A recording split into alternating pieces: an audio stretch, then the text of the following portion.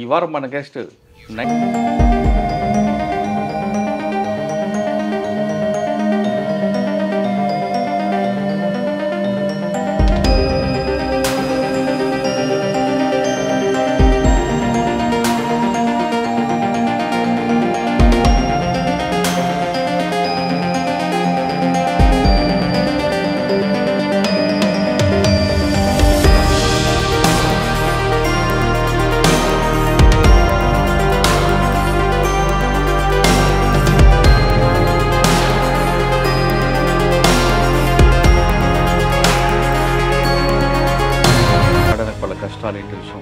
అంటే చదువు కూడా అండి అక్కడ ఏరియా ఏజెన్సీ అవడంతో ట్రాన్స్పోర్ట్ ఏమీ ఉండేది కాదు, సిస్టమ్ ఉండేది కాదు.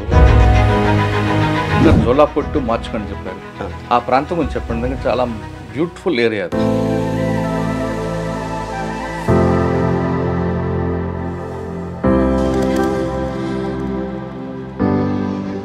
జోలాపూర్, మార్చ్కెండ్, వన్కడిల్లి అని చెప్పేసి 3 గ్రామాలు కలిపి ఒక ప్రాజెక్ట్ అండి, మార్చ్కెండ్ ప్రాజెక్ట్. చాలా బ్యూటిఫుల్గా ఉంటుంది. జర్నీ అయితేనే విశాఖపట్నం నుంచి వెళ్ళేటప్పుడు అనంతగిరి, అరకు. పోలీస్ ఎందుకు కావాలనుకుంటున్నారు? టీచర్ అవుదామని ఉండేది. బీఈడీ కూడా రాశాను నేను. నా ఫ్రెండ్సే కామెంట్ చేసేవారు, నువ్వేం చేస్తావు పోలీస్ ఉద్యోగం ఇంత. ట్రైనింగ్ అయిన తర్వాత ఫస్ట్ పోస్టింగ్ ఎక్కడ? 91 బ్యాచ్ అండి మాది. మమ్మల్ని సెలెక్ట్ చేసింది కూడా విజయరామారావు గారు. 12 కేసులు పెట్టాను. మెయిన్ నేను డిఎస్పీ హోదాలో వెళ్తూ, అంటే ఇప్పుడు డిఎస్పీ దొంగ ఏసీ కోచ్లో ట్రావెల్ చేసేటప్పుడు జనరల్గా ఫోన్స్ అవి ఛార్జింగ్ పెట్టడం, ల్యాప్టాప్ ఛార్జింగ్ పెట్టుకోవడం, పడుకోవడం.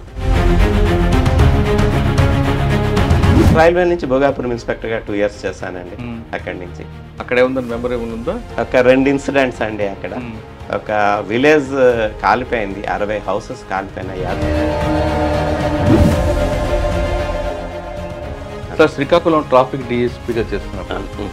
ట్రాఫిక్ అనేది శ్రీకాకుళంలో రోడ్లు స్పేస్ పెరగట్లేదు, వెహికల్స్ పెరిగాయి. ఈ డ్రంక్ అండ్ డ్రైవ్కి వచ్చేసరికి కేసులు పెట్టి వాళ్ళని కౌన్సిలింగ్ చేసి నేను ఎందుకు తాగాను రా బాబు అన్న పరిస్థితి తీసుకొచ్చావన్నమాట.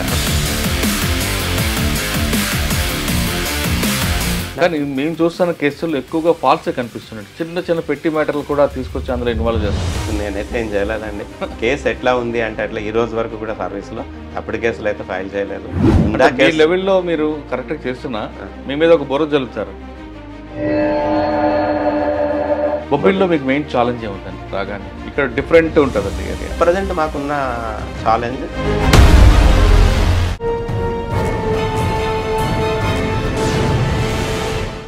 Welcome to crime diaries.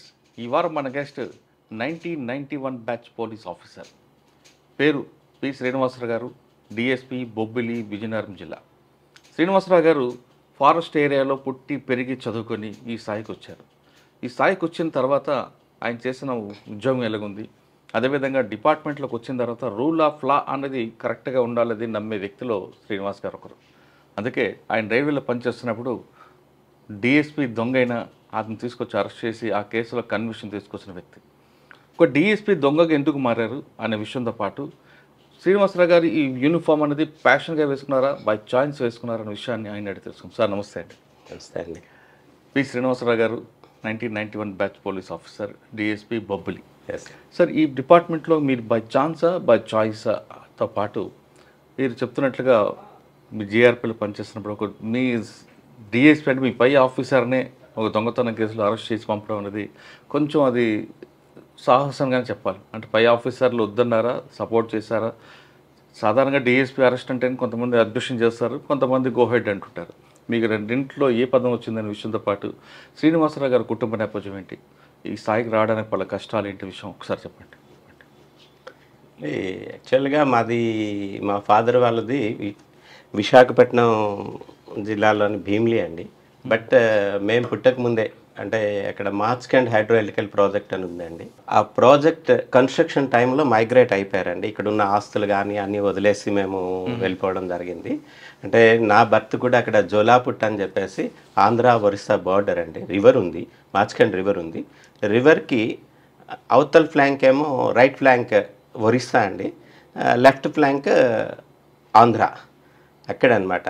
అక్కడికి ఫాదర్ జాబ్ రీత్యా వెళ్ళిపోయేసరికి అక్కడనే నేను పుట్టడం అప్ టు 10th జోలాపుట్లో చదువుకోవడమే జరిగింది.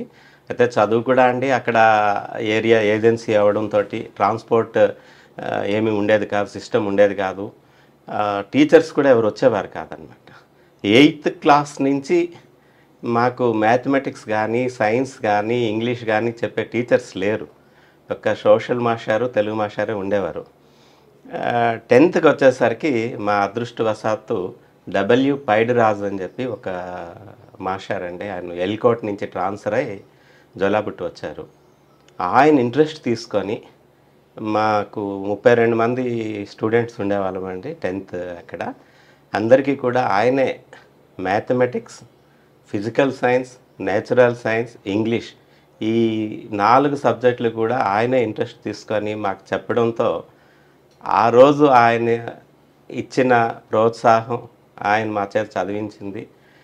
నేను 10th అక్కడ సెకండ్ క్లాస్లో పాస్ అయ్యాను. నాకు ఒకటి సెకండ్ క్లాస్ వచ్చింది, ఇంకో 4 మెంబర్స్ పాస్ అయ్యారు. అదృష్టవశాత్తు అక్కడ గట్టెక్కాను. అక్కడి నుంచి విశాఖపట్నం వచ్చి మేనమామ గారి ఇంటి దగ్గర ఉండి గ్రాడ్యుయేషన్ వరకు చదువుకున్నాను. ఓకే సార్, జోలాపుట్టు మార్చ్కండ్ చెప్పారు. ఆ ప్రాంతం గురించి చెప్పండి. ఎందుకంటే చాలా బ్యూటిఫుల్ ఏరియా అది. అక్కడ ప్రజలు అమాయకంగా ఉంటారు, ప్రకృతి మన చుట్టూ కనిపిస్తుంటుంది. అసలు వెళ్ళడానికి ప్రధానంగా రహదారి ఉండని ఏరియా అది, కానీ వెళ్ళిన తర్వాత రాబోద్దు కాదు. ఆ ప్రాంతం గురించి చెప్పండి ఒకసారి. జోలాపుట్ అనేది అది జోలాపుట్, మార్చ్కండ్, వన్కడిలి అని చెప్పేసి 3 గ్రామాలు కలిపి ఒక ప్రాజెక్ట్ అండి, మార్చ్కండ్ ప్రాజెక్ట్. చాలా బ్యూటిఫుల్గా ఉంటుంది. జర్నీ అయితేనే విశాఖపట్నం నుంచి వెళ్ళేటప్పుడు అనంతగిరి, అరకు ఈ ఏరియాస్ నుంచి వెళ్ళడం, అక్కడి నుంచి కంప్లీట్గా అరకు నుంచి కంప్లీట్గా ఒక రూటు ఒరిస్సాలోని అరకు దాటిన తర్వాత 70 కిలోమీటర్స్ వెళ్తే కానీ జోలాపుట్ రాదు. రూట్ అంతా కూడా నదీ తీరాన, మార్చ్కండ్ నదీ తీరాన చాలా బాగుంటుంది. అక్కడ కూడా జోలాపుట్లో కూడా ఒక ప్రాజెక్ట్ అండి, అక్కడ స్టోరేజ్, వాటర్ స్టోరేజ్ అనమాట, మత్స్యగుండం నది. దానికి ఒక స్పిల్వే ఒకటి, డ్యామ్ ఒకటి ఉంది.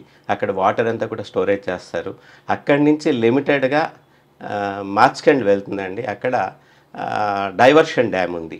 అక్కడి నుంచి అక్కడ కూడా స్టోరేజ్ చేసి ఇంతకుముందు డుడుమా జలపాతంలో దీంట్లో పడేది, దాన్ని ఒక క్యానెల్ ద్వారా, టన్నెల్ ద్వారా తీసుకొని వెళ్ళి హైట్ నుంచి వన్కడిలిలో ఒక పైనుంచి పైపుల ద్వారా వాటర్ కిందకి ఫ్లో అవుతుందండి. ఆ ప్రెజర్కి టర్బన్స్ తిరుగుతూ అది పవర్ జనరేట్ అవుతుంది. అక్కడికి వెళ్ళేది కూడా వన్కడిలిలో కూడా విన్స్ ఉంటుందండి. ఆ విన్స్ అన్నది చాలా బాగుంటుంది అనమాట, ఎక్కడా లేదు అటువంటిది. ఒక రోప్వే, ఐరన్ రోప్ తోటి ఆ విన్స్ అన్నది 2500 feet కిందకి వెళ్తుంది అనమాట. అది అక్కడున్న ఎంప్లాయీస్ పవర్ హౌస్లో వెళ్ళి రావడానికి అన్నిటికీ కూడా బాగుంటుంది. చాలా టూరిస్ట్ ప్లేస్ అండి, చాలామంది రెగ్యులర్గా వెళ్తుంటారు, వెళ్ళి చూసి వస్తుంటారు. అంటే బై రోడ్డు ఉందండి దానికి, ఏమైనా ఓన్లీ ట్రైనేనా జర్నీ? అక్కడ ఓన్లీ ఆ ప్రాజెక్ట్కి వన్కడిలి అదే విన్స్ హౌస్ ఉందండి. విన్స్ హౌస్ నుంచి వెళ్ళడానికి అది ట్రైన్ కన్వీనియన్స్ లేదండి అక్కడికి. కాదండి, జోలాపుట్ వరకు వెళ్ళడానికి ట్రైన్ కన్వీనియన్స్ లేదండి. ట్రైన్లో వెళ్ళాలి అంటే అరకు దాటిన తర్వాత అండి ఒక జంక్షన్, బెజ్జా అని చెప్పి ఒక జంక్షన్ వస్తుంది. ఆ జంక్షన్ దగ్గర దిగి అక్కడి నుంచి ఒక 28 kilometers వెళ్తే, ట్రావెల్ చేస్తే, బై రోడ్ ట్రావెల్ చేస్తే ఈ జోలాపుట్ విలేజ్ వస్తుంది. అంటే జోలాపుట్ వెళ్ళాలంటే బై రోడ్ ఎలాగ సాలూరు నుంచి వెళ్ళాలా? సాలూరు నుంచి, బొబ్బిలి నుంచి అయితే సాలూరు మీదుగా వెళ్ళొచ్చండి. విశాఖపట్నం నుంచి అయితే విశాఖపట్నం, ఎస్కోట, అనంతగిరి, అరకు దాటిన తర్వాత కూడా ఒరిస్సా వస్తుందండి. పాడువ అక్కడి నుంచి వస్తుంది. అలాగే ఇంకొక రూట్ కూడా ఉందండి, అది విశాఖపట్నం, చోడవరం, వీమాడుగుల, పాడేరు, అక్కడి నుంచి పాడేరు నుంచి పెద్దబయలు నుంచి ముంచింగ్పుట్టు బోర్డర్ అండి, జోలాపుట్ అని వచ్చేది. అట్లానే ఈవెన్ వన్కడిలి వెళ్ళడానికి కూడా ముందు ఒక జంక్షన్ ఉంటుంది, ఆ జంక్షన్ దగ్గర లెఫ్ట్ తీసుకుంటే అక్కడి నుంచి కంప్లీట్గా ప్రాజెక్ట్ ఏరియాకి వెళ్ళిపోతాం. 2 రూట్స్ ఉన్నాయి. ఓకే, మేనమావ గారు ఇంటికి వచ్చారు, విశాఖపట్నం చదువుకున్నారు. అవునండి. ఇంటర్మీడియట్ డిగ్రీ కంప్లీట్ అయింది. పోలీస్ ఎందుకు అవ్వాలనుకున్నారండి? అంటే యాక్చువల్గా నేనైతే టీచర్ అవుదాం అనుకున్నానండి. టీచర్ అవుదాం, గురువు గారిని ఆదర్శంగా తీసుకున్నారు. టీచర్ అవుదామని ఉండేది. బీఈడి కూడా రాశాను, నేను ఎంట్రన్స్ అది రాసాము. నేను నా బ్యాచ్మేట్ పాపారావు అని చెప్పేసి ఇక్కడ బొబ్బిలి ఇన్ఛార్జ్ డిఎస్ కూడా చేశారు. దురదృష్టవశాత్తు ఆయన ఇక్కడ లేరు, కరోనాలో ఆయన చనిపోయారు. ఆయన బిఏ, నేను బీకామ్ ఏవియన్ కాలేజ్లో. అక్కడి నుంచి కంప్లీట్ అయిన తర్వాత రాసాము. బట్ ఒకసారి చాలా మంచి ర్యాంక్ తెచ్చుకున్నాను, 251 ర్యాంక్ వచ్చింది. బట్ కమ్యూనికేషన్ గ్యాప్ వల్ల అది రాకపోవడం, అప్పుడు గుంటూరు నాగార్జున యూనివర్సిటీ వాళ్ళు కండక్ట్ చేశారు ఈ ఎంట్రన్స్ ఎగ్జామ్ అనేది. అయితే సీట్ రాలేదు. తర్వాత ఈ పోలీస్ డిపార్ట్మెంట్లో అడ్వర్టైజ్మెంట్ రావడం, సెలెక్ట్ అవ్వడం జరిగింది. నా ఫ్రెండ్సే కామెంట్ చేసేవారు, నువ్వేం చేస్తావు పోలీస్ ఉద్యోగం, ఇంత సున్నితమైన మనసు కదా అనేది, నువ్వేమైనా చేయగలవా అని చెప్పి నా ఫ్రెండ్సే కామెంట్ చేశారు. నీకెవరు ఇచ్చారు పోలీస్ ఉద్యోగం అన్నది. స్టేజ్ నుంచి ఇచ్చాండి. ట్రైనింగ్ అయిన తర్వాత ఫస్ట్ పోస్టింగ్ ఎక్కడ? 91 బ్యాచ్ అండి మాది. మమ్మల్ని సెలెక్ట్ చేసింది కూడా విజయరామారావు గారు, వ్యాస్ గారు, ఎంవి కృష్ణారావు గారు. ఆ టీం అండి మమ్మల్ని సెలెక్ట్ చేసింది. సెలెక్ట్ చేసాం, అంబర్పేట హైదరాబాద్లో ట్రైనింగ్ కంప్లీట్ చేసుకున్నాం. వచ్చిన తర్వాత నాకు ప్రొబేషనరీ ఎస్ఐగా చింతపల్లి ఇచ్చారండి ఫస్ట్. చింతపల్లిలో కొద్ది కాలం చేసిన తర్వాత అక్కడ వర్క్ రిమైనింగ్ ఓన్లీ ఎక్స్ట్రీమిస్ట్ వర్కే ఉంది, రిమైనింగ్ వర్క్ లేదు అన్న ఉద్దేశంతో నర్సీపట్నం టౌన్ ప్రొబేషనరీ ఎస్ఐగా ఇచ్చారండి. అక్కడ చేశాను. చేసిన తర్వాత 92 డిసెంబర్లో ఫస్ట్ పోస్టింగ్ కృష్ణదేవిపేట అండి, కేడీపేట కృష్ణదేవిపేట. అక్కడ ఒక 8 months చేశానండి. అదే టైం ఫస్ట్ ఎస్పీ ఎవరండి అప్పుడు విశాఖపట్నం? మేము జాయిన్ అయ్యేసరికి కోటేశ్వరరావు గారు ఉండేవారండి. కానీ పోస్టింగ్ ఇచ్చేసరికి మటుకు నర్సయ్య గారండి, ఎస్పీ గారు, సివి నర్సయ్య గారు. కేడీపేటలో మీరు మీకు మెయిన్ ఛాలెంజ్ ఏమొచ్చిందంటే, అంటే అక్కడ కూడా ఎక్స్ట్రీమిజం అండి, ఎక్స్ట్రీమిజం. అక్కడనే మేము జాయిన్ అయిన డిసెంబర్ 23rd చార్జ్ తీసుకున్నామండి. జనవరిలోనే మన ఎమ్మెల్యే గారు, అప్పటి MLA ex minister Pasupuleti Balaraju గారి తాలూకా కిడ్నాపింగ్ జరిగింది.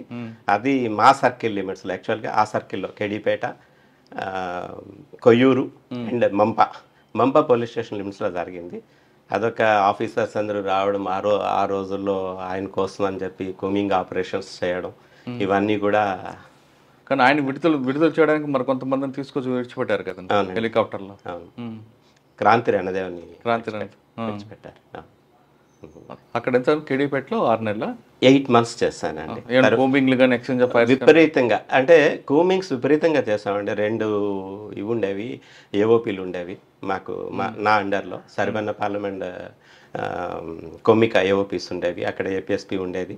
అక్కడికి రెగ్యులర్గా విజిట్ చేయడం, పార్టీని తీసుకొని ఈ ఎక్స్ట్రీమిస్ట్ కోసం కూమింగ్ ఆపరేషన్స్ చేయడం, ఇవన్నీ కూడా చాలా బాగా చేస్తామండి అక్కడంతా. కేడీపేట తర్వాత అండి అక్కడి నుంచి అనకాపల్లి రూరల్కి వచ్చానండి. అనకాపల్లి రూరల్కి వచ్చినప్పుడు అప్పుడు ఎస్పీ సంతోష్ మెహ్రా గారు అండి నాకు పోస్టింగ్ ఇచ్చింది అక్కడ. సార్ సంతోష్ మెహ్రా గారి టైంలోనే ఈ ఆపరేషన్స్లో, ఈ కూమింగ్ ఆపరేషన్స్లో కొత్త ఒరవడి క్రియేట్ అయిందండి. ఏంటండి? స్పెషల్ పార్టీస్కి స్పెషల్గా వాళ్ళకి ట్రైనింగ్ ఇచ్చి ఏజెన్సీలో మూమెంట్స్ ఎక్కువగా చేసి ఈ ఎక్కువ సర్వీస్ చేయాలని ఏజెన్సీలోని వాళ్ళని, గిరిజనులందరినీ కూడా మన వైపు తెచ్చుకోవాలి అని చెప్పేసి, వాళ్ళకి సర్వీస్ చేయడానికి అని చెప్పేసి విలేజ్ విజిట్స్ చేసి అక్కడ విలేజెస్లో వాళ్ళకి కావాల్సిన మందులు, తర్వాత డ్రై ఫిష్, పిల్లలకి చాక్లెట్స్ ఇట్లాంటివన్నీ ఇచ్చి వాళ్ళందరినీ మన వైపు తిప్పుకోవాలి అని చెప్పేసి ఒక ప్రోగ్రామ్ స్టార్ట్. అంతకన్నా ముందే అక్కడ సంజీవ్ సంజయ్ కుమార్ జైన్ గారు కూడా ఇదే పని చేస్తాను అనుకుంటాను. సంజయ్ కుమార్ జైన్ గారు తర్వాత వచ్చారు సంజయ్ కుమార్ గారు. ఫస్ట్ సంతోష్ మెహ్రా గారు అండి. దాన్ని కంటిన్యూ చేస్తూ మన ప్రస్తుతం ఎంపీగా ఉన్న తెన్నేటి కృష్ణప్రసాద్ గారు అండి 3 ప్రోగ్రామ్ అని చెప్పేసి ఒక ప్రోగ్రామ్ పెట్టారు. ఆ 3 ప్రోగ్రాంలో ఏంటంటే ఒకటి విలేజెస్కి వెళ్ళి, ఒకటి మెడిసిన్స్ అవి అందించడం, ట్రీట్మెంట్ ఇప్పించడం, రెండోది కల్చరల్ యాక్టివిటీస్ చేయడం, ఇవన్నీ కూడా పెట్టి ఆయన స్టార్ట్ చేశారు. మేము ప్లెయిన్ ఏరియాలో ఉన్న ఎవ్రీ సబ్ ఇన్స్పెక్టర్ కూడా, ప్లెయిన్ ఏరియాలో చేస్తున్న సబ్ ఇన్స్పెక్టర్ ఎవ్రీ మంత్లో 10 days కంపల్సరీ ఏజెన్సీలో ఉండాలి. వాళ్ళకి అలాట్ చేశారనమాట. ఏ డ్యూటీ అయినా మానేసినా పర్వాలేదు, కానీ ఈ డ్యూటీ మటుకు కంపల్సరీగా చేయాల్సిందే 10 days అన్నది. వెళ్ళే వాళ్ళని అక్కడున్న స్పెషల్ పార్టీని తీసుకొని విలేజెస్లో విజిట్ చేస్తూ వాళ్ళతో మీటింగులు కండక్ట్ చేసి, వాళ్ళనేమో ఎక్స్ట్రీమిస్ట్ వైపుకి మళ్ళకుండా చూసి వాళ్ళ బాగోగులు కూడా చూస్తుండేవాళ్ళు. వాళ్ళు కూడా వెయిట్ చేస్తుండేవారు. అంటే మనం ఇచ్చే మెడిసిన్ అన్నది చాలా వాళ్ళకి కాన్ఫిడెన్స్ ఎక్కువ ఉండేది, బాగా తగ్గుతుంది అన్న ఉద్దేశంతో ఎప్పుడు వస్తారు పోలీస్ పార్టీ, మాకు మెడిసిన్ ఎప్పుడు ఇస్తారు అని చెప్పేసి వాళ్ళు వెయిట్ చేస్తుండే. అంటే మెడిసిన్ కోసం చూడకుండా వాళ్ళు మన వైపు మారారండి ఏమన్నా? చాలా వరకు ఇన్ఫర్మేషన్స్ అవి ఇచ్చేవారండి, చాలా వరకు ఇన్ఫర్మేషన్స్ ఇచ్చేవారు, చాలా కోఆపరేట్ చేసేవారండి అంతా. కానీ ఆ తర్వాత అనుకుంటా కదా అనకాపల్లి పోలీసు మీద దాడి చేశారు వాళ్ళు. ఇది అనకాపల్లి పోలీస్ స్టేషన్ మీద దాడి అన్నది థింక్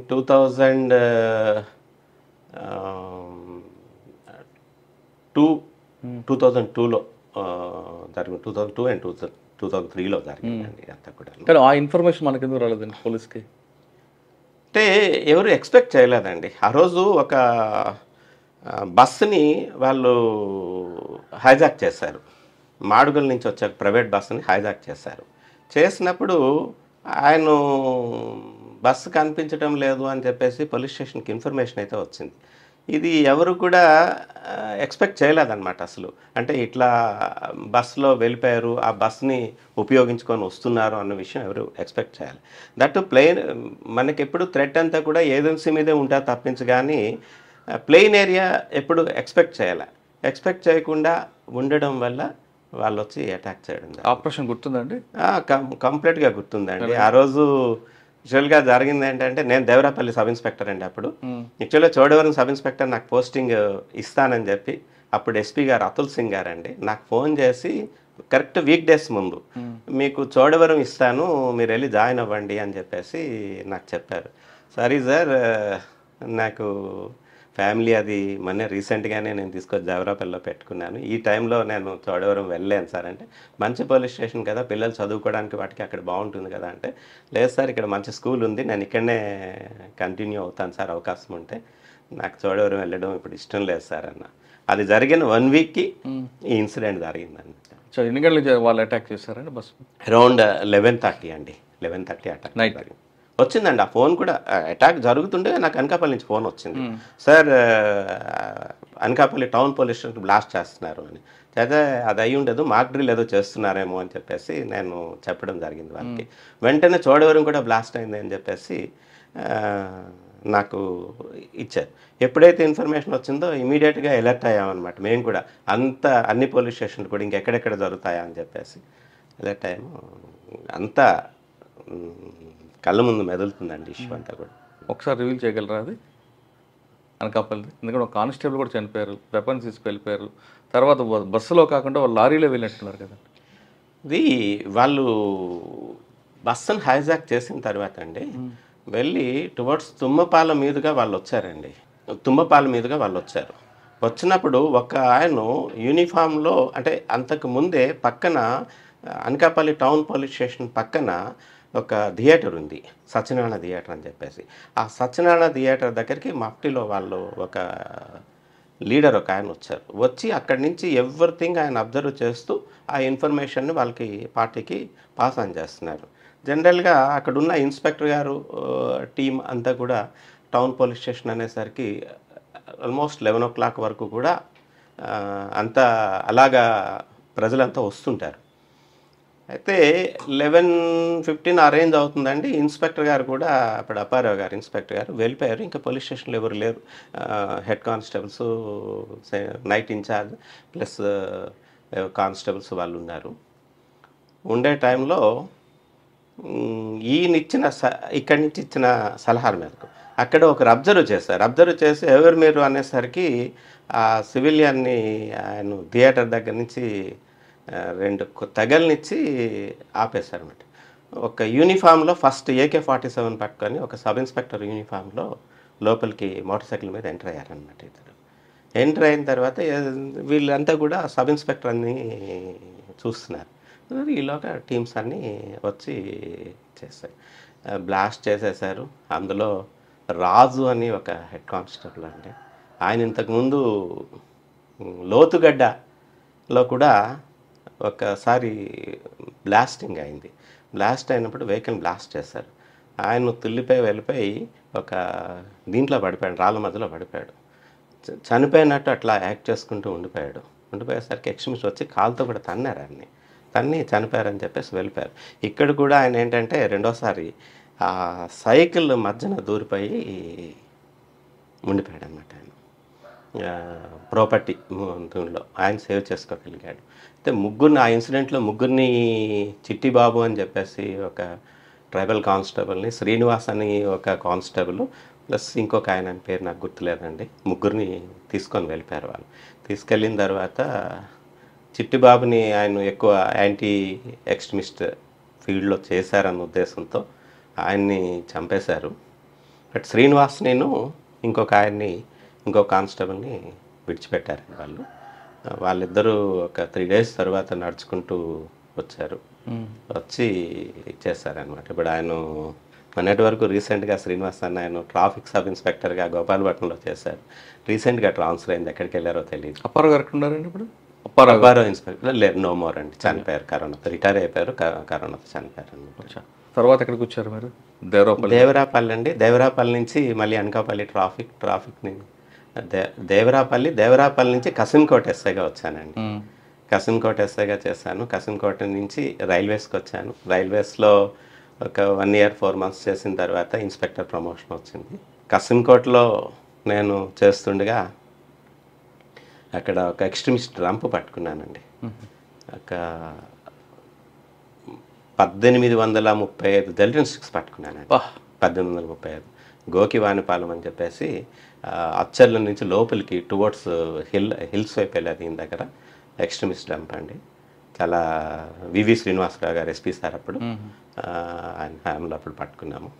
అది అక్కడికి ఎక్కడ వచ్చాయి ఏంటి అన్నది మాకు తెలియలేదు. కానీ తర్వాత కొంత మీరు చెప్పారు కదా సంజీవ్ కుమార్ జైన్ గారు ఎస్పీ సార్, ఆ సార్ ఉంటుండగా తాళ్ళపాలెం దగ్గర హైవే మీద బ్రిడ్జ్ కన్స్ట్రక్ట్ చేస్తారండి. అక్కడ కొన్ని జెల్టన్ స్టిక్స్ని డిటెక్ట్ చేశారు, తీసి మైన్స్ డిటెక్ట్ చేశారు. అట్లాగే కసన్కోట్లో చేస్తుండగా హైవేలోని రెడ్ శాండల్ లోడ్ పట్టుకున్నానండి లారీతో. అది వస్తుంది గుడివాడ వైపు నుంచి మా దగ్గరకు వస్తుంటే ఆయన ఇన్ఫర్మేషన్ చెక్ చేసి పట్టుకున్నాం. సీజ్ చేసి వాళ్ళని కూడా అరెస్ట్ చేయడం జరిగింది.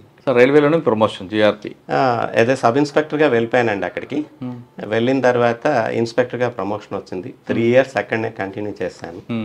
అక్కడ మీరు అడిగారు కదా డిఎస్పీ గురించి ఏంటి, నేను సబ్ ఇన్స్పెక్టర్ విశాఖపట్నం. ఎవరండి? జిఆర్పి విశాఖపట్నం అండి. ఓకే. SHO అండర్లో చేసేవాడిని. సబ్ ఇన్స్పెక్టర్ సురేష్ బాబు గారు ఉండేవారు, ఆయన అండర్లో మేము వర్క్ చేస్తుండేవాళ్ళని. అయితే ఇది ఎట్లా డిటెక్ట్ అయిందంటేనండి కేసు, మా ఐజీ గారి తాలూకా ఫోన్, బిఎల్ మీనా గారి తాలూకా ఫోను ఏసీలో ట్రావెల్ చేస్తూ పోయింది. ఆయన విజయవాడలో కంప్లైంట్ ఇచ్చారు. కంప్లైంట్ ఇచ్చినప్పుడు ఎంక్వైరీస్ చేశారు. కంప్లైంట్ ఇచ్చిన తర్వాత అక్కడ ఉన్న కోచ్ అటెండెన్స్ వీళ్ళందరినీ ఇంట్రాగేట్ చేయడం గట్రా జరిగింది. అట్లానే ఇప్పుడు కొన్ని వారెంట్స్ మారుతున్నాయి. ఏ రోజైతే వారెంట్స్ మారుతున్నాయో ఎవరు ట్రావెల్ చేస్తున్నారో తెలీదు. ఆ రోజున ఏదో ఒక అఫెన్స్ రిపోర్ట్ అవుతుంది అన్నమాట. మా ఎస్పీ గారు అప్పుడు వెంకటేశ్వరరావు కర్రీ, ఆయన రైల్వే ఎస్పీ, SRP అంటారు, సూపరింటెండెంట్ ఆఫ్ రైల్వే పోలీస్. సరే దీని మీద అప్పుడు ఆ వారెంట్స్ అన్నీ కూడా మమ్మల్ని తీసుకోమంటే నేనే తీసుకున్నాను. ఏ రోజు ఏ నెంబర్ గల వారెంట్ ఎగ్జిక్యూట్ అయిందంటే అవన్నీ నిజామాబాద్కి సంబంధించినవి అని చెప్పేసి చెప్పారు. మేము ఒక లెటర్ కూడా పెట్టాము అక్కడికి, పర్టికులర్స్ ఎవరు ట్రావెల్ చేశారు అని. రాలేదు. ఈలోగా కోటగిరి విద్యాధర్రావు గారు, ఆయన తాలూకా సెల్ ఫోను వాచిపోయిందండి. ఎక్కడ? గోదావరిలో వెళ్తుండగా ఓకే. పోయింది. ఆయనేమో కాజీపేట పోలీస్ స్టేషన్లో రిపోర్ట్ ఇచ్చారు. మరి ఒక రోజున ఆగస్ట్ 4th, ఆగస్ట్ 4th 2017 ఆ రోజున నిజామాబాద్ ఎక్స్ప్రెస్ వచ్చిందండి.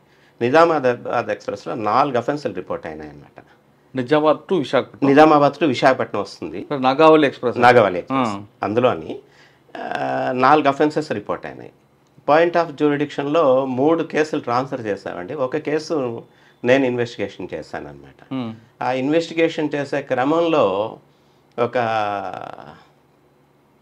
అంటే ఈ కాల్ డేటాలు ఇవన్నీ తీసుకోవడం, ఎనాలిసిస్ చేస్తున్నాం. అందులో ఏదైతే ఫోన్ కోటగిరి విద్యాధర్రావు గారు ఉపయోగించిన ఫోన్ ఏదైతే ఉందో అది గీతం college, engineering college student use చేస్తున్నట్టుగా ఇన్ఫర్మేషన్ వచ్చింది. ఆయన వెళ్ళి పట్టుకుంటే ఆయన ఏమనంటే ఒక డిఎస్పి గారు అబ్బాయి నాకు ఇచ్చాడు అని చెప్పారు. ఫోన్ అయితే రికవరీ కాలేదు, బట్ ఇన్ఫర్మేషన్ ఫోన్ అంటే అప్పటికి వేరే వాళ్ళకి ఇచ్చేస్తారు. దాంతో నేను అంటే ఈ విషయం మా ఎస్పీ గారికి చెప్పాం, సార్ ఇలా జరిగింది అని. వెంటనే ఎస్పీ గారు లేదు, ఇమీడియట్గా మీరు ఆ కేసుని టేకప్ చేసి వాళ్ళని తీసుకొచ్చి ఇంట్రాగేట్ చేయండి అంటే వెంటనే ఇన్వెస్టిగేషన్. స్టూడెంట్ కాదండి, కొడుకుని. అదే డిఎస్పీ గారు అబ్బాయి. డిఎస్పీ గారు అబ్బాయి. ఆయన గీతం కాలేజ్ స్టూడెంట్. ఆయన గీతం కాలేజ్ కాదండి, సాంకేతిక ఇంజనీరింగ్ కాలేజ్ చదువుతాడు. ఆయన పట్టుకొని ఇంకా అక్కడి నుంచి ఇంట్రాగేషన్ అవన్నీ చేసేసరికి చాలా వరకు ఒక 12 కేసులు డిటెక్ట్ అయినాయి వాడి దగ్గర, ఆయన దగ్గర నుంచి. అంటే మెయిన్ ఈయన డిఎస్పీ హోదాలో వెళ్తూ ట్రావెల్ చెప్పాడండి, మా డాడీ ఇచ్చారని చెప్పాడా? చెప్పారు, ఒప్పుకున్న తర్వాత ప్రాపర్టీస్ కూడా రికవరీ చేయడం జరిగింది. అయితే 11 కేసులు ఎక్విటల్ అయ్యాయండి. బట్ నేను ఏదైతే కేసు ఇన్వెస్టిగేషన్ చేశానో ఆ కేసులో మటుకు 2 years కన్విక్షన్ వచ్చిందండి. అంటే ఇప్పుడు డిఎస్పి దొంగ అంటే అదే అంటే ఎవరండి ఆయన? ఏ డిఎస్పి? ఆయన ఏఆర్ డిఎస్పి అండి, నిజామాబాద్లో చేసేవారు. పేరండి ప్రకృతి అప్పారావు అని చెప్పేసి. ఎందుకు దొంగ ఎందుకు మారాడండి? లేదండి, ఆయన ఏంటంటే మరి చెప్పడం ఏంటంటే అదొక వ్యాధి అన్నట్టుగా అన్నారు. బట్ ఈ ప్రాపర్టీస్ అయితే మా వరకు అనుకునేసరికి ఏంటంటే చేసిన వాళ్ళు వ్యాధి ఉంటే అది తీసుకొని వచ్చి అక్కడ పెట్టుకుంటారు. బట్ అమ్మడాలు అంటే ఆయన ఎలా చేస్తాడంటే నిజామాబాద్ నుండి ఏం చేస్తాడు ఆయన? ఎంఓ ఎలా ఉంటుంది? ఏసీ కోచ్లో ట్రావెల్ చేసేటప్పుడు జనరల్గా ఫోన్స్ అవి ఛార్జింగ్ పెట్టడం, ల్యాప్టాప్ ఛార్జింగ్ పెట్టుకోవడం, పడుకోవడం అలవాటు. ఈయన నైట్ తిరిగేటప్పుడు తీసుకునేవారు. ఇంకా కూడా ఒక ఎంఓ ఎట్లా ఉండదంటే ఈవెన్ ఆయన విశాఖపట్నంలో ఉండేటప్పుడు సిటీ పోలీస్ నైట్ రౌండ్స్ కూడా తిరిగేవారు అనమాట. యార్లో ఉండేటప్పుడు ట్రైన్స్ వచ్చి 20 minutes ఆగుతాయి వైజాగ్లో నైట్ టైం. నైట్ రౌండ్స్ ఉండేటప్పుడు యూనిఫామ్లో రావడం, యూనిఫామ్లో ఒక జర్కిన్ వేసుకునేవారు. జర్కిన్ వేసుకొని వచ్చి ఏసీ కోచ్ల్లోకి వెళ్ళేటప్పుడు చూసి ఆ ఉన్న సూట్ కేసుని టక్కని తనేవాడు అనమాట. తనేసరికి వాళ్ళు ఎవరైనా అలర్ట్ అయితే ఒకసారి జర్కిన్ ఓపెన్ చేసి జాగ్రత్తగా పెట్టుకోవాలి, లేదంటే ఇది పట్టుకొని దిగిపోయేవారు అనమాట. అట్లా అప్పుడు ఎస్పీ గారు కూడా చాలా సీరియస్గా తీసుకున్నారు, జాగ్రత్తగా చెయ్యాలి అనేసి ఎన్ని బ్రదర్స్ వచ్చినా సరే లేకుండా చేయమని చెప్పారు. చేశాము. ఆ రోజున ఆయన నిజామాబాద్ ఇక్కడి వరకు ఎందుకు వచ్చేవాడండి? ఆయన ఫ్యామిలీ అదే వాళ్ళ నేటివ్ ప్లేస్ వైజాగే. అచ్చా, నిజామాబాద్ ఏఆర్లో చేశారంటే. ఆయన అరెస్ట్ చేయొద్దని ఏం ప్రజలు రాలేదు? ఉండేవండి లోకల్గా, కానీ బట్ ఎవరు చేస్తున్నా ఒకటే కదా అని చెప్పి. అంటే ఆయన మాత్రం నాకు వ్యాధి అని చెప్తాడా? నేను చేయలేదు అని చెప్తారు. బట్ అంటే అందులో సైంటిఫిక్ ఎవిడెన్స్ కూడా ఉందండి. ఒక కేసులో అంటే నేను ఇన్వెస్టిగేషన్ చేసిన కేసులో ల్యాప్టాప్ కెమెరా పోయింది. కెమెరా పోయినప్పుడు ఆ కెమెరాలో ఆయన ఓల్డ్ ఫొటోస్ డిలీట్ చేసేసి తను మళ్ళీ ఆగస్ట్ 15th పెరేడ్ చేసిన ఫొటోస్ ఇవన్నీ కూడా ఆ కెమెరాలో తీసుకున్నారు. మేము ఎఫ్ఎస్ఎల్కి పంపించాము. ఎఫ్ఎస్ఎల్కి పంపించి అవన్నీ కూడా రిట్రీట్ చేయించాము. అందులో ముందు కంప్లైంట్ తాలూకా ఫొటోస్, తర్వాత ఈయన ఫొటోస్ వచ్చినాయి. అలాగే ల్యాప్టాప్లో కూడా ఇన్ఫర్మేషన్, ఆయన డిలీట్ చేసిన ఇన్ఫర్మేషన్ అంతా కూడా మేము రిట్రీట్ చేస్తాం. చేసేసరికి సైంటిఫిక్ ఎవిడెన్స్, ఇంకా దాన్ని ఎవరు కూడా ఆపలేరు. ఇన్వెస్టిగేషన్ కూడా ప్రాపర్ లైన్స్లో, అంటే ఇప్పుడు ఆ రికవరీస్ అయితేనేమి ఇవి అయితేనేమి అవన్నీ కూడా ఇద్దరు మీడియేటర్స్ని అక్కడున్న గవర్నమెంట్ అఫీషియల్స్ తీసుకొని వచ్చి పెట్టి వాళ్ళ సమక్షంలో చేయడం జరిగింది. అట్లాగే ఆ ఫోన్ కూడా మా ఐజీ గారి ఫోన్ కూడా రికవరీ అయింది. కన్విక్షన్ వచ్చిందంటే 2 years కన్విక్షన్. వెళ్ళారు జైలుకైనా మళ్ళీ అప్పీల్కి వెళ్ళాడు. ముందు అసలు రిమాండ్లోనే దగ్గర ఇంచుమించుగా ఒక 8 months వరకు ఉండిపోయారండి రిమాండ్లో. ఇప్పుడు ఈ కేసులు అంటే మరి 12 కేసెస్ ఉన్నాయి.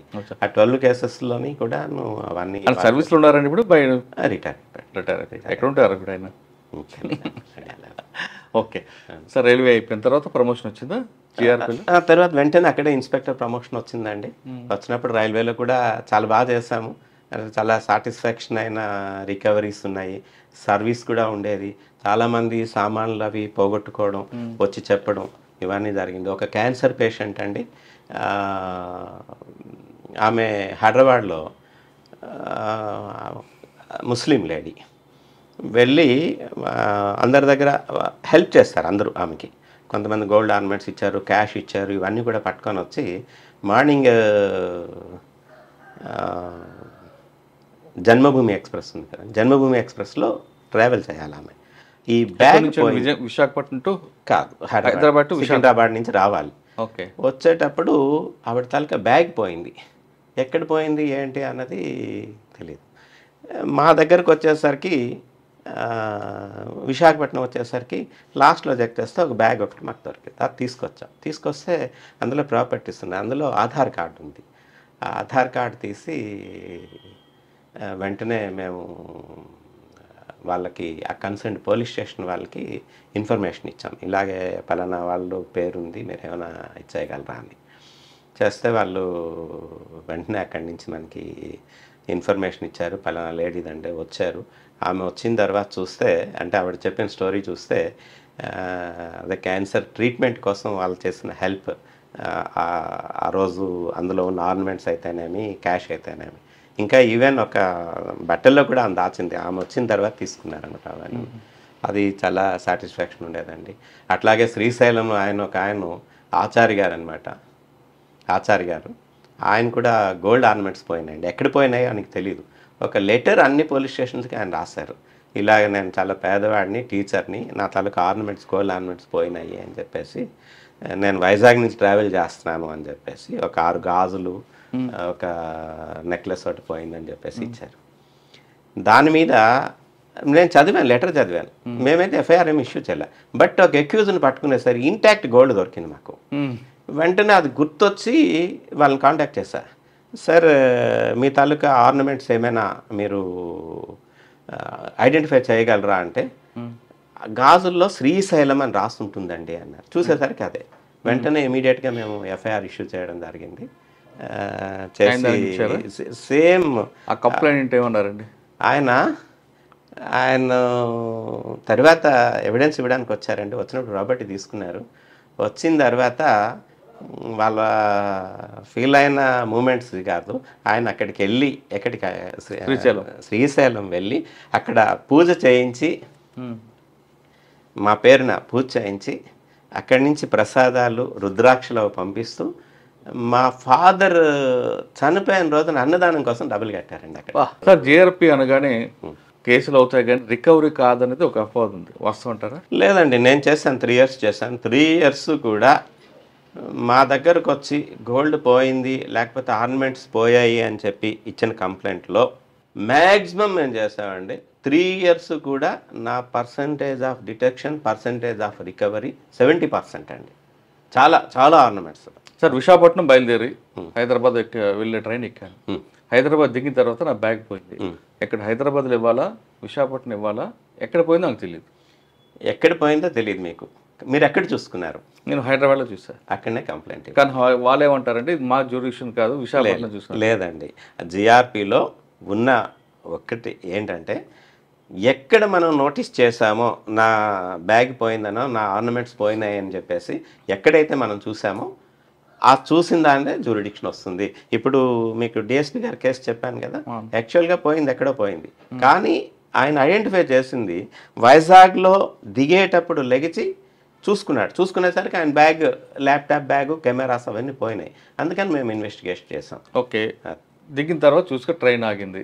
కానీ రన్నింగ్లో ఉంది. నేను కాజీపేటలోనో ఇంకొక దగ్గర రన్నింగ్లో ఉన్నప్పుడు చూసా. ఆ ట్రైన్ అక్కడ ఆగదు. మీ వాళ్ళు ఏమంటారంటే నువ్వు జనగాంలో చూసా కాబట్టి పోయి జనగాం ఇవ్వు అంట. లేదు లేదు, మీరు ఎక్కడ ఐడెంటిఫై చూసుకుంటే మీరు రిపోర్ట్ ఇచ్చేటప్పుడు కూడా ఎట్లా అంటేనండి, మీరు ఎవరికైనా రిపోర్ట్ ఇవ్వచ్చు. స్టేషన్లో అండ్ మీకు టీటీ ఉంటారు కదా, టీటీకి ఇవ్వచ్చు. అలాగే పెట్రోలింగ్ పార్టీ ఉంటుంది, ఆర్పిఎఫ్ వాళ్ళు కంప్లైంట్ ఇవ్వచ్చు. లేదు, మీరు దిగిపోయిన పోలీస్ స్టేషన్లోకి వెళ్ళి ఎక్కడైతే రైల్వే స్టేషన్ డెస్టినేషన్ కంప్లీట్ చేసుకున్న తర్వాత అక్కడ రిపోర్ట్ ఇవ్వచ్చు.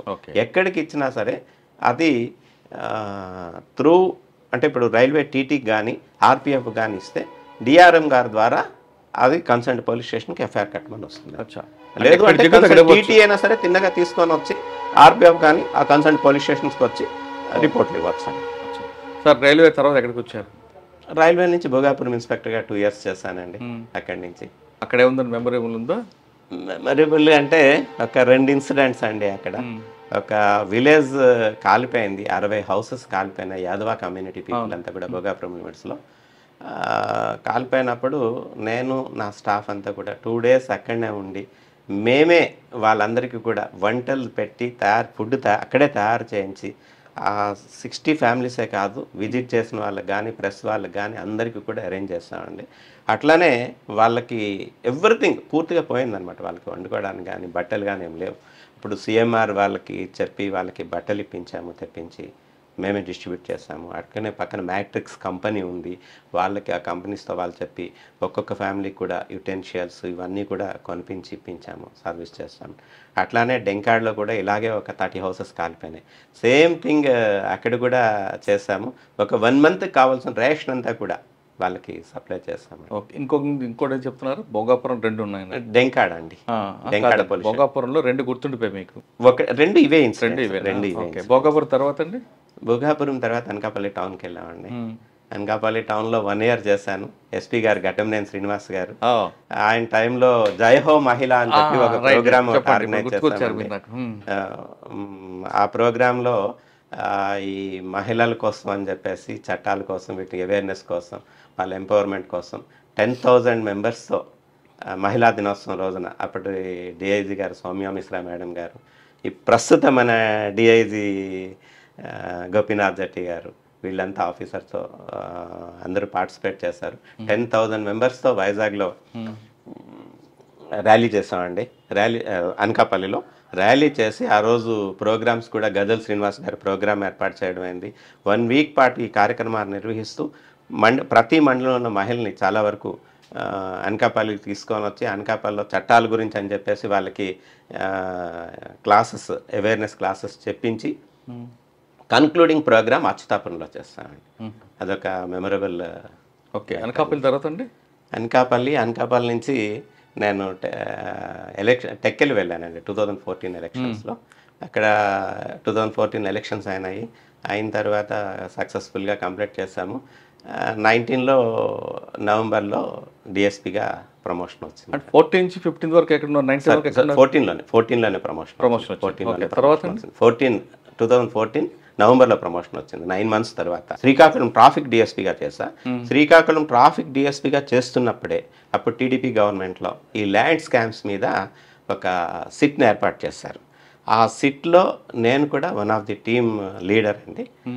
అప్పుడు వినీత్ బ్రిజ్లాల్ సార్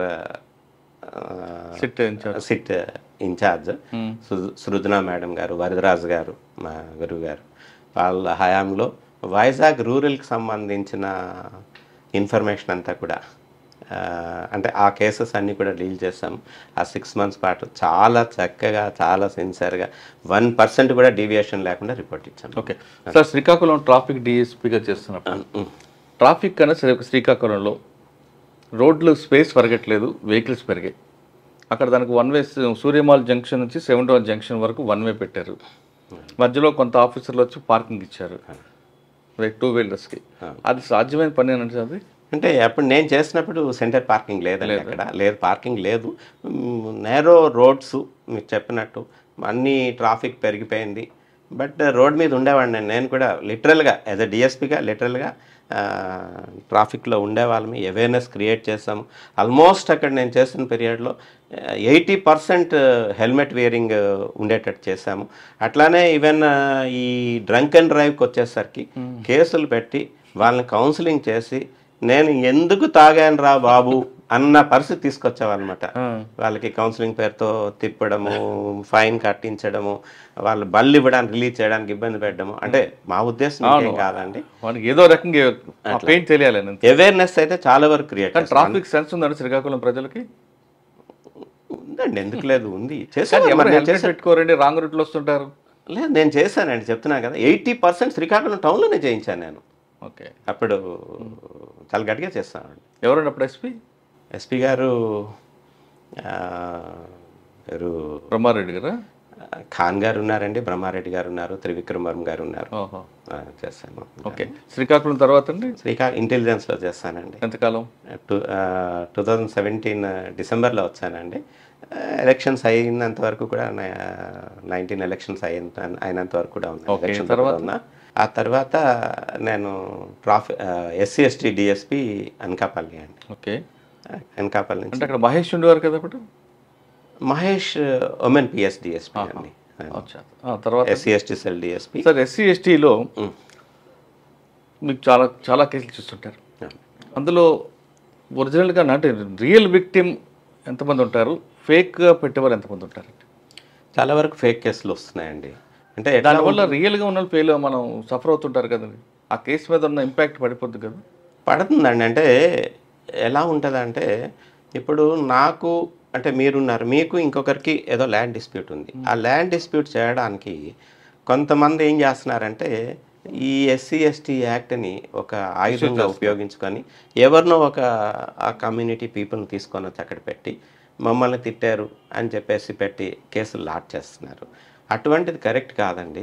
అట్లా ఫాల్స్ కేసులు పెట్టుకుంటూ పోతే, దాన్ని ఎంకరేజ్ చేస్తే రేపొద్దున ఈ చట్టం కూడా పూర్తిగా అబాలిష్ అయ్యే పరిస్థితి వచ్చేస్తుంది. 498 లాగా అవుతుంది. 498 సేమ్ మీరు ఏదైతే ఎగ్జాక్ట్లీ మీరు ఏదైతే చెప్పారో, ఇది కూడా ఒక జడ్జి గారండి, ఒక జడ్జి గారు. నేను శ్రీకాకుళంలో ఎవిడెన్స్ ఇవ్వడానికి వెళ్ళాను ఒక కేసులో.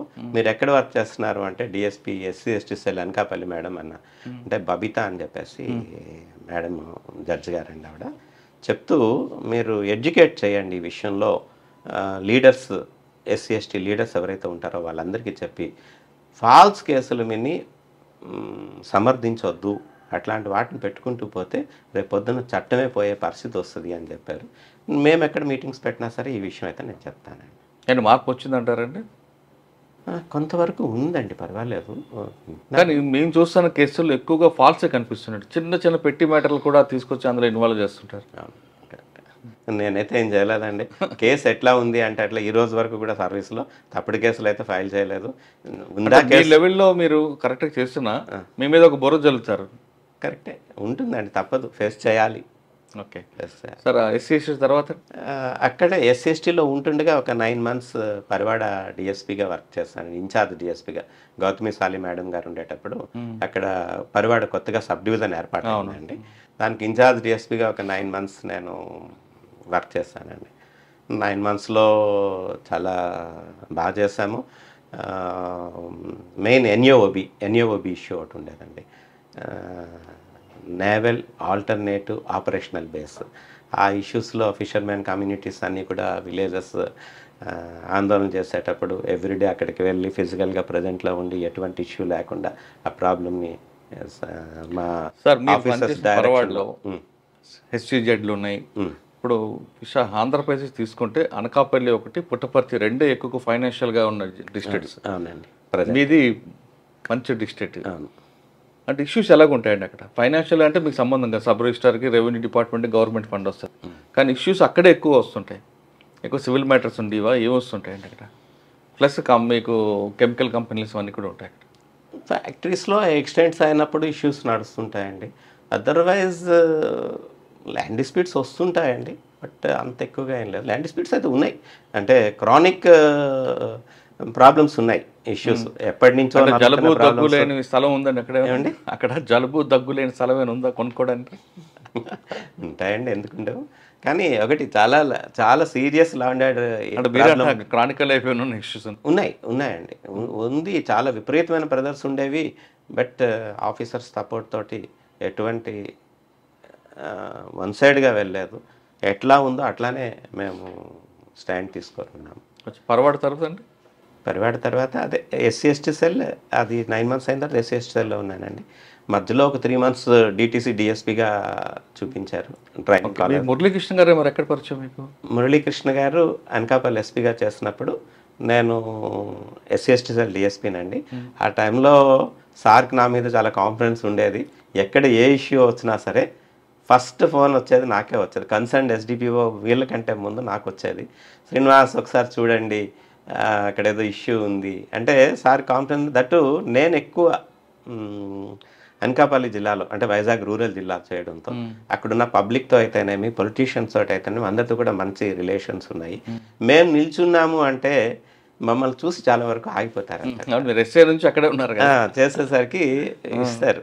ఎలాంటి ఇష్యూ వచ్చినా సరే, ఏదైనా ఇష్యూ వచ్చేటట్టు మేము ముందు నిల్చున్నాం అంటే వాళ్ళకు కూడా ఒక అభ్యం, మేము ఉన్నాము అంటే తప్పుగా వెళ్ళము అని చెప్పేసి ఒకటి ఉండేది. చేస్తుండే వాళ్ళం. అలాగే గాంజా డిస్ట్రక్షన్ అయితేనేమి మీరు చూసుంటారు, గౌతమ్ సవాంగ్ టీవీ సార్ ఉండేటప్పుడు చాలా లార్జ్ స్కేల్లో గాంజా డిస్ట్రక్షన్ జరిగింది. అప్పుడు డిస్ట్రక్షన్స్ అన్నీ కూడా, గాంజా డిస్ట్రక్షన్స్ అన్నీ కూడా నేనే నోడల్ ఆఫీసర్ అండి. అన్నీ కూడా ఇన్వెంటరీ చేయడం, అవంతా కూడా చేయడం అంతా కూడా చేసేవాళ్ళని. తర్వాత బొబ్బిలి, అక్కడి నుంచి ఎలక్షన్స్ ముందు బొబ్బిలి ట్రాన్స్ఫర్ చేస్తారండి. ఓకే, అంటే అక్కడ లాంగ్ స్టాండింగ్ అన్న ఉద్దేశంతో ట్రాన్స్ఫర్ చేస్తారు. బొబ్బిలి వచ్చాము, చాలా మంచి ప్లేస్. బొబ్బిలిలో మీకు మెయిన్ ఛాలెంజ్ ఏముందండి రాగానే? ఇక్కడ డిఫరెంట్ ఉంటుందండి ఏరియా చూడడానికి, చాలా పీస్ఫుల్ ఏరియా అండి బొబ్బిలి. కానీ ఎక్కువ డే హెచ్పీలు నైట్ హెచ్పీలు జరుగుతుంటాయి కదండి. మెయిన్ ఎక్కడున్న ఛాలెంజెస్ అయితే ఉన్నాయి. ఇక్కడ మీకు డిఫరెంట్ ఛాలెంజ్ ఉందా లేదా రొటీన్ ఛాలెంజ్ ఉందా? రొటీన్ ఛాలెంజ్ అండి. మాకు ఎట్ ప్రజెంట్ మాకున్న ఛాలెంజ్ గాంజా అండి. మా ద్వారా మేము ఒరిస్సాకి బార్డర్లో ఉండడం వల్ల మా ముందు పార్వతీపురం ఉంది.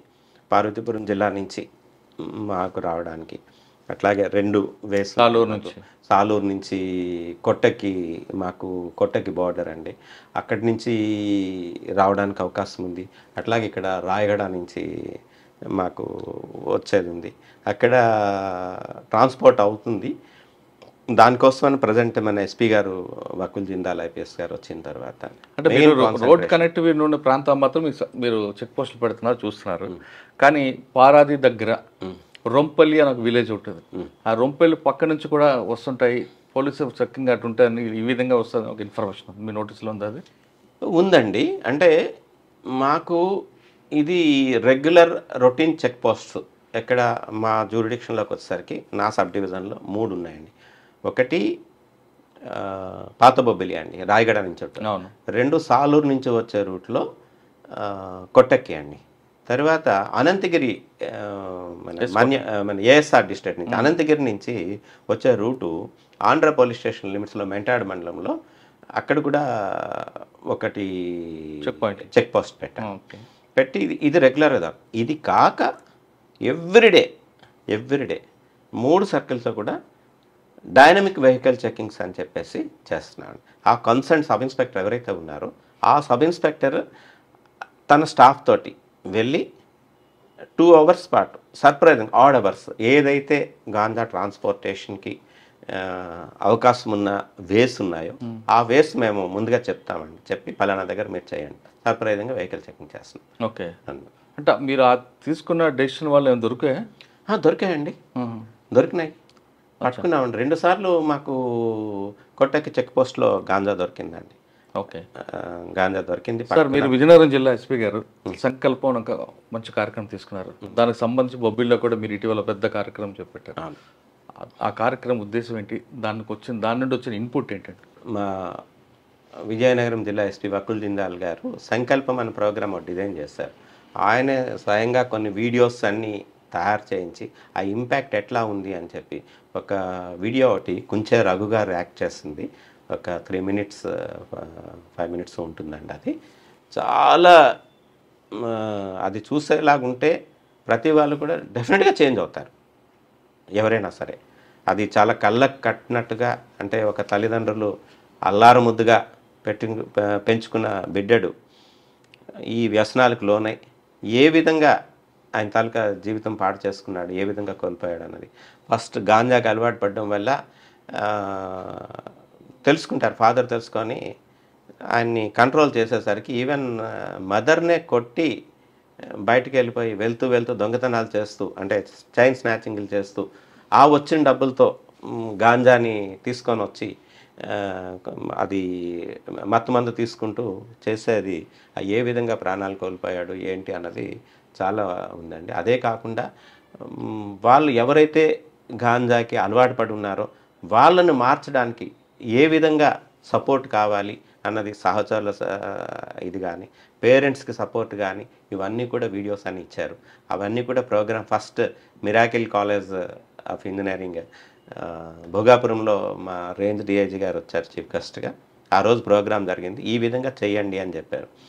అదే ప్రోగ్రామ్ని ఛాలెంజింగ్గా తీసుకొని మేము రీసెంట్గా ఇక్కడ సూర్య రెసిడెన్షియల్ ఉందండి, కాలేజ్ స్టూడెంట్స్ని అందరినీ అక్కడికి సుమారుగా 500 మెంబర్స్ని తీసుకొని వచ్చి ఆ రోజు కాస్త మోటివేషన్గా ఉంటుందని సాయి కుమార్ ఈ పోలీస్ రోల్స్ చేశారు, ఆయన హీరో, ఆయన్ని కూడా తీసుకొని వచ్చాము. మా ఎస్పీ గారు అటెండ్ అయ్యారు.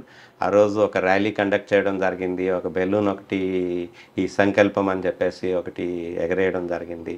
అలాగే అంతా ఈ వీడియోస్ ప్లే చేసిన తర్వాత ఎస్పీ గారు, హీరో సాయి కుమార్ గారు మాట్లాడారు.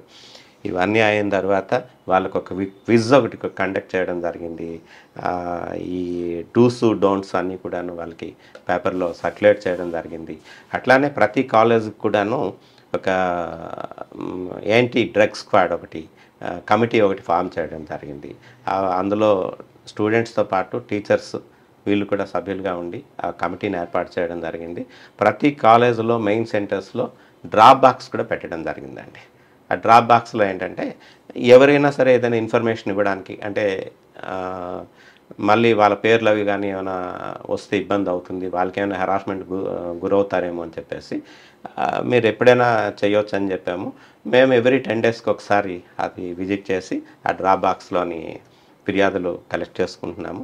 అట్లానే అది స్టార్టింగ్ పెద్ద ప్రోగ్రామ్ చేశామండి. నెక్స్ట్ కూడా ముందు ఫస్ట్ డిగ్రీ కాలేజెస్ ఏవైతే ఉన్నాయో ఆ కాలేజెస్ అన్ని కంప్లీట్ చేసుకున్న తర్వాత అలాగ ఆల్టర్నేటివ్గా ఇచ్చేస్తుంది. నాట్ ఓన్లీ గాంజా అండి, వీటి మీదే కాకుండా రోడ్ యాక్సిడెంట్స్ మీద, సైబర్ క్రైమ్ మీద, ఉమెన్ సేఫ్టీ మీద, వీటన్నిటి మీద కూడా రెగ్యులర్గా సబ్ ఇన్స్పెక్టర్స్ విలేజ్ విజిట్ చేసి వాళ్ళకి మోటివేట్ చేస్తున్నారు, ఎడ్యుకేట్ చేస్తున్నారు. సార్, సంకల్పం కార్యక్రమం ఆబ్జెక్టివ్ మంచిది వస్తుంది కాదనట్లేదు, కానీ ప్రజలకి ముఖ్యంగా ట్రాఫిక్ అండి. డ్రగ్స్ తీసుకున్న వాళ్ళు, గంజా పీల్చిన వాళ్ళు ఒక 1%, 2%, 3% ఉంటే పోలీస్ ఒక అవసరం 100% ఉండేది కేవలం ట్రాఫిక్. మీ సబ్ డివిజన్లో ట్రాఫిక్ గురించి చూస్తుంటే కొంచెం భయంకరంగా ఉంటుంది. రోడ్లు చిన్నవి, వెహికల్స్ పెద్దవి, అది కూడా పబ్లిక్ కూడా అవగాహన లేకుండా విచ్చలవిడగా తిరుగుతుంటారు. మీ శ్రీకాకుళంలో ఏ విధంగా అయితే 80% హెల్మెట్ తీసుకొచ్చారో ఇక్కడ కూడా అదే ఇంప్లిమెంట్ చేశారా? ట్రై చేస్తున్నామండి. అయితే విలేజ్ లెవెల్లో అయితే ఈ హెల్మెట్స్ చేయడం లేదు, కానీ హైవే దగ్గరకు వచ్చేసరికి చేయిస్తున్నాము. అంటే ఈ మధ్యంతా కూడా ఎలక్షన్ ఇయర్ అవడంతో కాస్త మెన్ అంతా కూడా ఆ ఎలక్షన్ విధుల్లో ఉండడంతో కాస్త ఇదైందంటే స్టార్ట్ చేస్తాము. హెల్మెట్ వేరింగ్ గురించి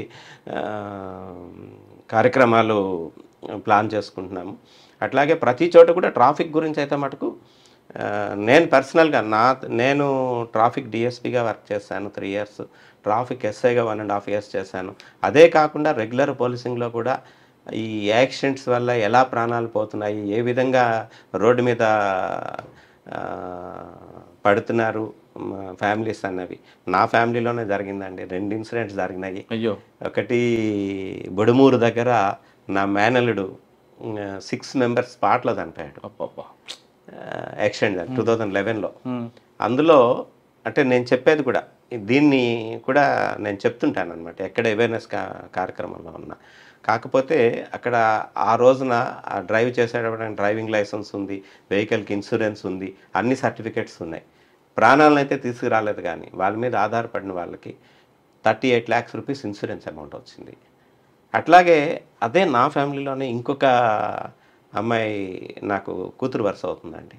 వాళ్ళ ఫాదరు డ్రైవర్, లారీ డ్రైవర్. ఆయన మ్యారేజ్ కోసం అని అమ్మాయిని చూశారంటే క్యాన్సర్ ఎఫెక్ట్ అయింది, బ్రతకుండగా చేసేద్దాం అనుకున్నారు. మ్యారేజ్ ఫిక్స్ అయింది, కానీ చేసే లోపల ఆయన చనిపోయారు. మ్యారేజ్ అవ్వకముందే దినం రోజు తల్లి చనిపోయింది, అనాథ అయిపోయింది అమ్మాయి. ఆ అమ్మాయికి ఫ్యామిలీ మెంబర్స్ అందరూ కలిసి పెళ్లి చేశాము. పెళ్లి చేసిన తర్వాత కుర్రోడు కూడా విజయవాడలో ఉంటున్నాడు, బాగానే చూసుకుంటున్నాడు.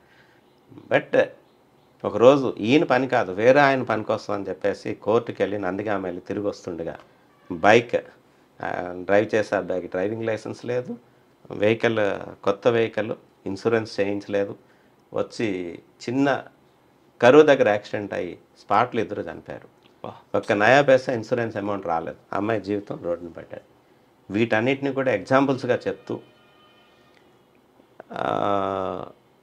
అన్ని రికార్డులు ఉండి బండి డ్రైవ్ చేయడం వల్ల ఉపయోగాలు ఏంటి, లేకుండా పోతే ఏంటి జరుగుతుంది, వీటి మీద మైనర్ డ్రైవింగ్ మీద వీటి మీద కాన్సన్ట్రేట్ చేస్తూ ఎడ్యుకేషన్ అవేర్నెస్ అయితే క్రియేట్ చేయడం మటుకు గట్టిగానే ప్రతి కాలేజీలో, ప్రతి స్కూల్స్లో, గ్రామాల్లో కూడా మేము ఈవెన్ ఎలక్షన్లో మీటింగ్స్ అప్పుడు కూడా ప్రతి విలేజ్లో కూడా ఇదైతే ట్రాఫిక్ మీద అయితే మటుకు కాన్సన్ట్రేట్ చెప్తున్నాను.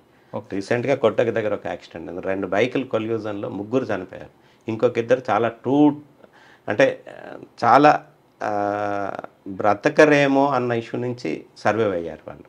అవన్నీ కూడా ఎగ్జాంపుల్స్గా. కానీ జనంకి ఎందుకు అర్థం కాదండి, ఇప్పుడు చనిపోతే ఒకటి, బతుకుండి కాల్లో చేయకపోతే లేదా ఇంకొకటి జరిగితే వాళ్ళకి సేవ చేయడానికి ఆ కుటుంబీకులు పడే బాధ అన్నది ఎందుకు చూడరండి? అదే అర్థం కాదు, అది అవ్వడం లేదు. ఏంటంటే వచ్చేసరికి బళ్ళు డ్రైవ్ చేసేసరికి విపరీతంగా, అంటే దాని మీద ఫీట్స్ చేయడం, ఎంత దారుణంగా డ్రైవ్ చేస్తున్న జిగ్-జాగ్ డ్రైవింగ్స్, అవన్నీ కూడా వాటి మీద అయితే మటుకు కాస్త కాన్సన్ట్రేట్ చేస్తామని డెఫినెట్గాను.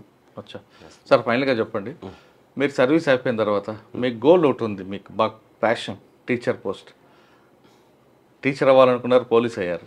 తిరిగి మీరు రిటైర్ అయిన తర్వాత టీచర్గా అవతారం ఎత్తారా, లేదా పోలీస్ డిపార్ట్మెంట్ అయిన తర్వాత ఇంకేమైనా ప్రొఫెషన్ ఎంచుకుంటారా?